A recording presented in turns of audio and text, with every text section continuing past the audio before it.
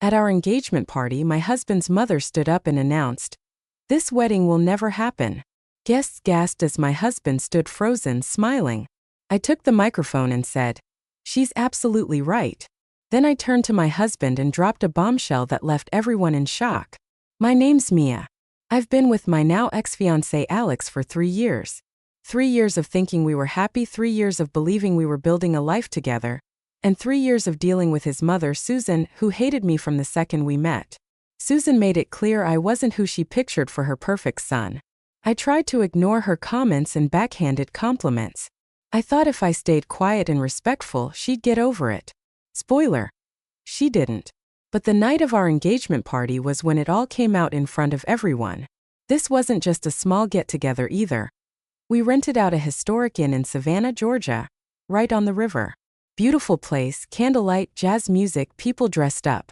Our families and closest friends were all there, 50 people easy.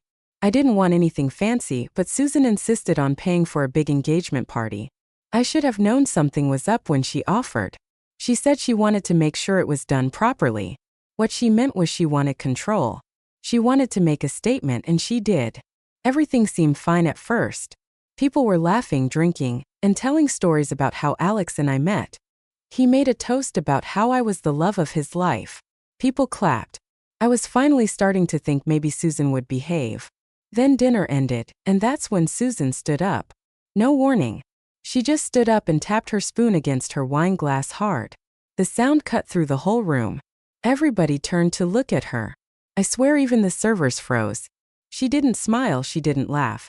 She just said loud and clear, "This wedding will never happen." Dead silence. No music, no clinking glasses, no whispers, just complete uncomfortable silence. I looked at Alex. He was frozen, his face turned pale, and his mouth open like he was about to say something, but nothing came out. I waited 10 seconds, 15. I kept staring at him, waiting for him to defend me, to defend us, to say anything, but he didn't. So I stood up. I walked over to the microphone we had set up near the cake table. Everyone watched me like I was about to cry or scream. I think even Susan thought I'd make some speech begging for respect. I didn't. I tapped the mic twice. It screeched a little, and then I said, "She's absolutely right." People gasped. Someone behind me whispered, "What the hell?" Alex still hadn't moved. He was just staring at the table like he wanted to disappear. I looked straight at him and I said, "Alex knows exactly why this wedding won't happen, and since his mom decided to make a public announcement, I think it's only fair I explain." You could feel the air change. People shifted in their seats. Some leaned forward. Susan crossed her arms, like she was proud of herself, until I pulled out my phone. I pressed play. The speakers filled the whole room with Alex's voice. His real voice recorded from a week earlier. And what did everyone hear? Him on the phone with someone else, telling her he wasn't sure if he really wanted to marry me. Telling her he felt stuck and couldn't stop thinking about her. And how he was just waiting for the right moment to figure things out. It was all there, every word loud and clear. I didn't even need to explain it. I just held the phone up to the mic and let him do the talking. Susan's smile dropped off her face so fast it was like she had been slapped. Alex's head dropped into his hands. When the recording ended, I put the phone back in my purse. I looked around the room. Nobody was eating, nobody was drinking. Everyone just stared wide-eyed like they couldn't believe what just happened. I wasn't done. I looked back at Susan and said, "You were never going to let this wedding happen because you knew what your son was doing. You knew about her. You just didn't want me to find out before you had a chance to ruin the night yourself." She opened her mouth to argue, but I cut her off. "Don't bother, I'm not interested." I turned back to the guests. "Thank you all for coming, but this part's over." And then I walked out. Just like that, I haven't spoken to Alex since. I turned my phone off that night and stayed with my sister. She packed up my stuff from his place the next morning and left it in the trunk of my car. I haven't been back since. People from the party keep texting me. Some are apologizing, some are just shocked. I guess everyone thought we were the perfect couple. That's because I was the only one doing the work to keep it looking that way. Susan has been telling people I set Alex up, that I made the recording sound worse than it was, but I didn't have to do anything. He hung himself with his own words. All I did was hit record. I'm staying quiet for now. I've been getting messages from Alex too, long paragraphs, calls, voicemails. I haven't responded, and honestly I probably never will. The wedding is officially cancelled. The venue, the photographer, the dress, all gone. And you know what? Good. I'd rather find out now than wake up one day married to someone who never wanted to be there. No idea what Susan thought was going to happen when she stood up that night, but I doubt she expected me to take the microphone, agree with her, and expose everything her perfect son was hiding. Part of me feels like I should feel embarrassed, but I don't. All I feel is free. The morning after the party, I woke up to over 100 missed calls and messages, some from people who were at the party, some from people who weren't but had already heard what happened. Savannah isn't a big city. Word travels fast. But the ones that really stood out were from Alex and Susan. Alex left me this long voicemail where he tried to sound heartbroken. Said he panicked when his mom stood up that night. He didn't know how to handle it. He blamed the other woman for confusing him. He swore it was just emotional, that nothing physical ever happened. I didn't even listen to the full message. I deleted it halfway through. Then there was Susan. Hers was shorter. I hope you're proud of yourself. You humiliated our whole family, not her son, not herself, their family, like I was the problem. 2 days later, my best friend Claire called me and said, "You're not going to believe this, but you need to sit down." I already knew it was going to be bad. Turns out, Susan had been running around telling people that I was the one cheating. She told anyone who would listen that I'd been distracted lately and always on my phone, and that maybe I made up the whole recording to cover up my own affair. I couldn't believe it. She wasn't just trying to save Alex's image. She was throwing me under the bus. And then Claire told me the worst part. Susan and Alex were still going ahead with the wedding venue without me. Yes, you read that right. They didn't cancel the venue booking, they didn't get refunds, they didn't shut anything down. Susan was telling people there'd been a small delay, and that a new date would be announced soon. Like they were planning to swap me out like a dress that didn't fit. Apparently, Alex had been spending time with the same woman from the recording. Rumor was, Susan thought that other woman was a better match, and Susan had already invited her to what was supposed to be my wedding. That's when I realized this wasn't just about me and Alex. This was planned. Looking back, things started to make sense. Susan kept accidentally messing up my name on the invitations. She forgot to include my family on the group emails with the planner. Every time I made a decision about the wedding, Susan changed it. And Alex? He always defended her. She's just trying to help. That's just how she is. She means well. No, she didn't. She meant to replace me, and Alex was fine with it. At first, I thought I'd be the one left out, sitting at home while everyone pretended nothing happened. But then people started reaching out, people I didn't even expect. Alex's cousin messaged me, saying she was disgusted by how Susan was acting, that Susan called me temporary once when she thought no one was listening. One of Alex's old friends texted me, "This has been Susan's plan since day one. She always said he needed someone better. I didn't think she'd actually try to swap you out like this." Turns out, Susan had been pushing Alex to reconnect with his ex, the same woman from the recording. I guess she finally got her way. 3 weeks after the engagement party disaster, I checked my mail. There was an envelope with gold lettering on the front. Inside was a new invitation. Same venue, same time, same everything, but not my name. Alex was listed as the groom, and his ex, the one from the phone call, was listed as the bride. They were moving forward with my wedding, my guest list, my plans, my venue. Hey, they didn't even bother to change the design of the invitations. It was like they just deleted me and inserted her name. At first, I thought it was a mistake, some leftover name on the mailing list. But then I realized it wasn't. Susan wanted me to see it. She wanted me to know that I'd been replaced, like I never mattered. I'm not going, obviously. I'm not stepping foot in that venue again. But part of me wonders if I should do something. People have been texting me, saying I should warn the new bride, but why would I? She already knew about me, she didn't care. Others say I should show up and make a scene, but I won't. I'm not giving them that satisfaction. Still, I keep the invitation on my kitchen table. I look at it every morning while I drink my coffee. I don't know why I haven't thrown it out yet. Maybe I'm just waiting for something. For what exactly? I don't know, but this isn't over. Not yet. Just when I thought the story couldn't get any worse, it did. I was at the grocery store just trying to live my life. I was standing in line when someone tapped me on the shoulder. I turned around and there she was. The ex, the woman from the phone call, the new bride-to-be. Her name's Hannah. At first I thought I was imagining things, like maybe I'd seen her picture so many times that my brain just made her appear. But no, it was her standing there, smiling like we were old friends running into each other. "Hey Mia," she said like nothing had ever happened. "Can we talk?" I didn't want to. I wanted to walk away, but part of me was too stunned to move, so I just stood there. And then she hit me with it. "I just wanted to say there's no hard feelings. I know this whole thing must be awkward for you." Awkward? I didn't even answer. I just stared at her, waiting for her to get to the point. She smiled again, that same fake smile Susan always used. "Honestly, you probably dodged a bullet. Alex wasn't happy with you. He felt trapped. He told me how difficult things had gotten." I blinkte her. Was this real life? Then she said the part I'll never forget. "Susan told me this was meant to happen, that you were never supposed to be permanent.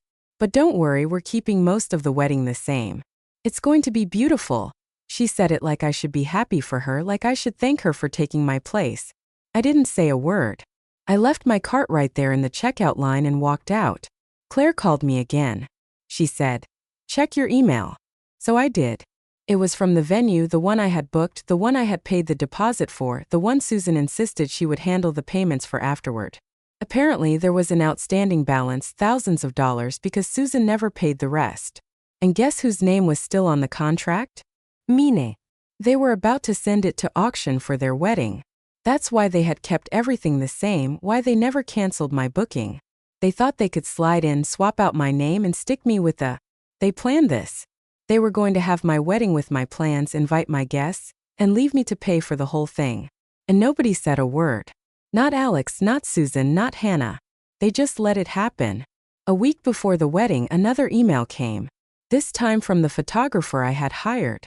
He was confirming their schedule. When I told him I wasn't involved anymore, he was confused. "I thought you were still covering the costs?" Apparently, Susan told every vendor that I was still paying for everything. The flowers, the photographer, the cake, even the DJ. Tens of thousands of dollars, all under my name. It wasn't just about replacing me. It wasn't just about humiliating me at the party. They wanted me to pay for the whole thing. They thought I'd just disappear, go cry somewhere, leave everything behind, and let them live happily ever after on my dime. That's why Susan sent me the new invitation. It wasn't a mistake. It wasn't just to rub it in. It was to make sure I stayed quiet, because if I raised a fuss, people would find out about the bills, the contracts, the money. They needed me silent until it was too late. The wedding is happening in 6 days. The venue still expects to be paid. The vendors still expect to show up. My name is on everything, and Susan, she's been telling people I gifted them the wedding as a peace offering, that I felt guilty and wanted them to have it. I know I should do something. I know I can. Part of me wants to walk into that venue on the wedding day and let everyone know exactly what's going on before they even say, "I do." Part of me wants to hit send on an email blast to every vendor, every guest, every person in that room. But part of me is waiting, because now it's not just about them. Now it's about what happens next. And if they thought the engagement party was bad, they have no idea what's coming. I wasn't planning to go. I told myself over and over that I wasn't getting involved, that it wasn't worth it. But the night before the wedding, I got another message, this time from the florist. She sent me the final invoice with a note. "Thank you again for covering everything. Susan said you were so generous to keep paying." That's when something in me snapped. I hadn't been sleeping much. My head felt like it was underwater. But seeing that message made everything clear. They weren't just trying to replace me. They were trying to use me to pay for their happy ending. I wasn't about to let them. I showed up halfway through the reception, right as dinner was being served. Same venue, same decorations I picked out, same cake design, same playlist I spent hours making. It was like walking into a parallel universe where I had never existed, except I was still footing the bill. Heads turned the second I walked in. CLA was there, thank God, and she rushed over to me. "Are you sure you want to do this?" she whispered. I nodded. I wasn't nervous anymore, I wasn't shaking. I felt calm, almost too calm, like I was watching someone else. I didn't wait. I walked straight up to the microphone the DJ had set up, and I said loud and clear, "Hey everyone, sorry to interrupt. I just wanted to make a quick announcement before dessert." Silence. Pure silence. Alex turned around. His face went white. Hannah froze next to him, blinking like she wasn't sure if I was real. And Susan actually smiled like she thought I was there to make peace, like maybe I was finally giving them my blessing. No. For those of you who don't know, I'm Mia. I was supposed to be the bride here. This was my wedding, my plans, my vendors, my deposit, and up until yesterday, every single bill was still in my name. Murmurs. People looking around. I saw Alex's aunt lean over and whisper to someone. I kept going. What Susan and Alex forgot to tell you is they never paid for this. They just decided to let me pay for it. Every flower, every chair, every plate of food you're eating right now, all on me, without asking, without telling me. I paused and looked at Alex. And Alex, you lied to everyone about me, about her, about all of it. He opened his mouth, but I wasn't finished. But it's okay because I called the venue this morning. I called the caterer, the photographer, the DJ, and I told them the truth. And since none of this is paid for. Right on cue, the venue manager stepped into the room. I didn't even have to finish. They started shutting it down. Lights on, music off, staff walking table to table, politely asking people to leave. The kitchen stopped serving, the bar closed. People were confused, whispering, looking at Susan like she'd lost her mind. And Susan, she stood up furious. This is your fault. You're ruining everything. I laughed, actually laughed. Ruining what? The wedding you tried to steal from me? The one you expected me to pay for? Alex finally spoke. We were going to pay you back. I stared at him. When? After the honeymoon? After you moved her into our apartment? He looked down at the floor, didn't say another word. And Hannah? She just stood there, frozen, pale. I think that was the moment she realized what she'd signed up for. Susan's little puppet, Alex's backup plan. People started leaving quickly. Some apologized on the way out. Others avoided eye contact like they didn't know what to say. One of Alex's cousins gave me a nod like, good for you. Claire stayed by my side the whole time. Susan kept trying to stop the staff from shutting it down, but it was useless. Once the payments stopped, so did the party. I left before it was fully cleared out. I didn't need to stay and watch the rest of it fall apart. I'd said what I needed to say. The next day, Susan posted some long fake apology on Facebook about unforeseen complications and last-minute cancellations, and how certain people couldn't let go of the past. I didn't respond, I didn't need to. Everyone who was there saw the truth for themselves. Alex tried to call me that night. Left a voicemail saying he was sorry for how things turned out and I wished we could talk. I deleted it without listening to the end. Hannah, last I heard, she went back home. The wedding ruined the relationship on shaky ground. I'm not sure if they're still together, and honestly, I don't care. People keep asking me if I feel bad about it. If I regret blowing up the whole thing in front of everyone. I don't. For a long time, I thought staying quiet was the mature thing to do.